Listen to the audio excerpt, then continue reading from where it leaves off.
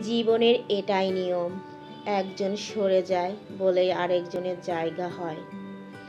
মনের শক্তি ফুরিয়ে নিঃশেষ হয়ে গেলে দেহের শক্তি যতই প্রবল হোক না কেন, মানুষ তখন আর মানুষের মতো করে বাঁচতে পারে না। কিছু কিছু মানুষ আছে যে আপনার রূপ দেখে নয়, আপনার মনের সৌন্দর্যকে ভালোবাসবে। সেই মানুষগুলো পাওয়া ভাগ্যের ব্যাপার। যে বন্ধুটা আপনাকে ইচ্ছাকৃতভাবে ভুলে যায়, কারণে অকারণে খোঁজ খবর নেওয়া বন্ধ করে দেয়, আপনাকে নানানভাবে অজুহাত দেওয়ার মাধ্যমে বোঝানোর চেষ্টা করে যে সে অনেক ব্যস্ত, তবে মনে রাখবেন, আপনার ওই বন্ধুটা আগের মতো নেই। সে আপনাকে এখন এড়িয়ে চলার চেষ্টা করছে। আপনার খারাপ লাগলেও এটা মেনে নিতে হবে যে আপনার বন্ধুর আপনার প্রতি বন্ধুত্বের ভালোবাসাটা আর আগের মতো নেই। অবশেষে জেনেছি মানুষ একা, জেনেছি মানুষ তার চিবুকের কাছেও ভীষণ অচেনা ও একা।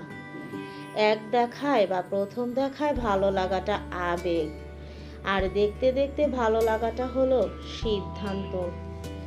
কেউ হারিয়ে দিতে চাইলে জেতার চেষ্টা করুন, তাও যদি জিততে না পারেন তাহলে সঠিক সময়ের অপেক্ষা করুন। মনে রাখবেন, যে আপনাকে হারিয়ে আনন্দ উপভোগ করছে, তাকে হারানোর জন্য কেউ তৈরি হয়ে আছে। ইদানিং মানুষ আত্মসম্মানের নামে ইগো বাড়িয়ে নিচ্ছে, সহজ থেকে কঠিন হচ্ছে। আবেগ লোকাতে গিয়ে প্রিয় মানুষ হারাচ্ছে, কষ্ট পাচ্ছে কিন্তু কাঁদতে পারছে না।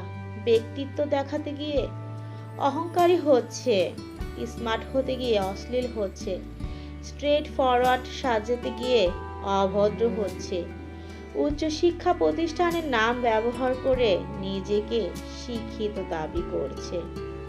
কিন্তু সবাই কেন জানি মানুষ হতে ভুলে যাচ্ছে।